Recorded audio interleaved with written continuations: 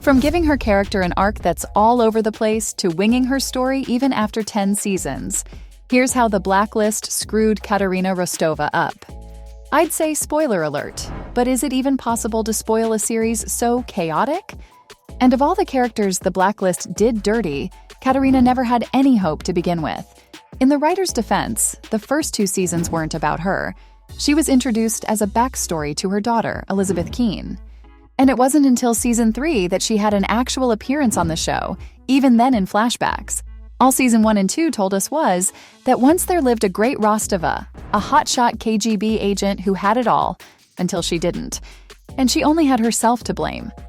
Seriously, Katarina had one job: to be a good background character, but she turned into this badly done cliché, on a great woman's fall from grace.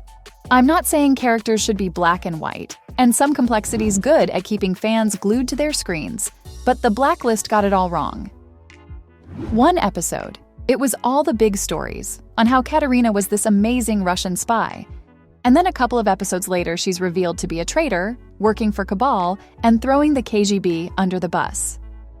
At this point, only those who haven't binged the remaining seasons yet can ask, what's the big deal? So what if she's a double agent? That's a strong, ruthless woman with no loyalties, and the multinational cabal is in the way. But any true fan, suffering at the hands of the show's poor writing, can tell you, even that's not the real Rostova. After hyping her up as this headstrong woman, obsessed with her career and dirty politics, she loses her head over some guy. I know, he's the Raymond Reddington, and unlike Katarina, he's a regular on the crime series. This makes the girl boss fool in love pipeline even more cringe. And if you think this is it, let me remind you how our dear Russian spy died. The poor girl left everything to be with Raymond, who was assigned to her as a mission by the KGB. But the two fell in love and had a daughter together, Elizabeth. Then Reddington ran off with Liz, making the girl catch up to him, only to end up in a huge fight with Raymond when they finally met. And by huge, I mean, it came down to physical blows. It was so bad that little Liz got freaked out and shot her daddy to death trying to protect Katarina. This wannabe tearjerker might have worked, but someone on the team clearly didn't know when to stop and got Rostova to end her life by jumping into the sea, which turned out to be fake. Yeah, she faked her death because everyone was out to get her. The Blacklist put all effort into convincing fans that Katarina's tragic fate was born out of guilt. After all, she failed to protect both her lover and her daughter, who got trauma to last her for life. But where was her protective mothering when everyone was out to kill Liz? The thing is, Elizabeth's real family was already limited. There's Reddington, Tom, and the task force, and they were the ones to have her back through thick and thin. Until the cabal happened. The sneaky devils framed Liz for terrorism, making her the most wanted person in the whole country. But Katarina was nowhere to be found when things got tough.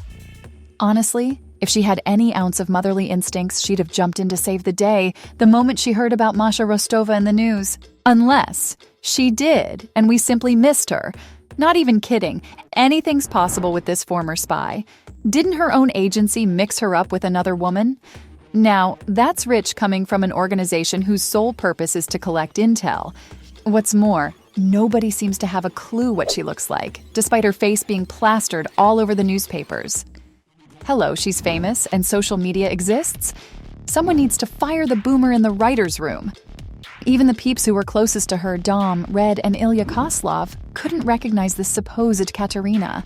All this mystery was for nothing because the woman vanished only 3 decades ago. And yet, nobody's able to positively ID her. Reddington flat out dismissed her as some delusional lady trying to take advantage of Liz. And Dom wasn't even close to having that fatherly look when he saw her. Though that might be because of their history. Fans will remember how Rostova ruined her relationship with her dad when she ditched the KGB for Alan Fitch. But I can't say the same for the showrunners. The only thing worse than Blacklist loopholes is her childhood. See, from the moment she was born, Dominic Wilkinson had big plans for her, and all of them revolved around the KGB. An intelligence guy himself, he turned her into a spy puppet for him. What's more, he was the handler who tasked her with seducing Raymond. And you'd think she wanted that crazy deceptive life based on how obsessed she was with her job. But nope, she hated every bit of it. So it makes sense that she went rogue and joined forces with the Cabal, totally betraying the KGB. But even a deranged father like Dominic would pick his daughter over anything, right? Funny you'd think that, because the guy had two choices: either help his daughter escape the Townsend directive or kill her. And Wilkinson, without hesitation, chose the latter. But give it 28 years, and Dom's still hanging around the post office checking for any sign of life from his daughter. Mind you, if his schemes had worked, there would have been no mail from Katarina ever. Sadly, the crime thriller turned sitcom got worse when Rostova finally returned in season 7. Instead of burying the hatchet and having a heart-to-heart with her dear old dad, Katarina was ready to settle the score. The worst part is, you can't even tell if this is down to bad family or simply bad writing. And let's not forget about her other target. Yep, Dom wasn't the only one on Rostova's hit list. She went all in and kidnapped Ilya, her childhood buddy. Yes, the same guy who helped her escape her troubles back in the day. But why would she turn on someone who was there for her when she needed it most? From what I know so far, Ilya did everything in his power to look out for Katarina and her fam, except for that one time when he tried to take her out on Dom's orders. But hey, that's family drama for you. What's more, Rostova didn't seem to give a hoot when she put Kozlov through that brutal memory extracting procedure. That ended up hurting him like crazy. Poor guy started seeing things that weren't there. As for her rivalry with Raymond, forget that.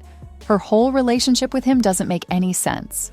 Right from the get-go in season 1, everyone thought these two were going to be the ultimate power duo, the unstoppable criminal masterminds. But the show kept us guessing, never fully revealing the true nature of Reddington's connection to the real Reddington. All I know is they had a fling and a kid together, and things got super complicated from there.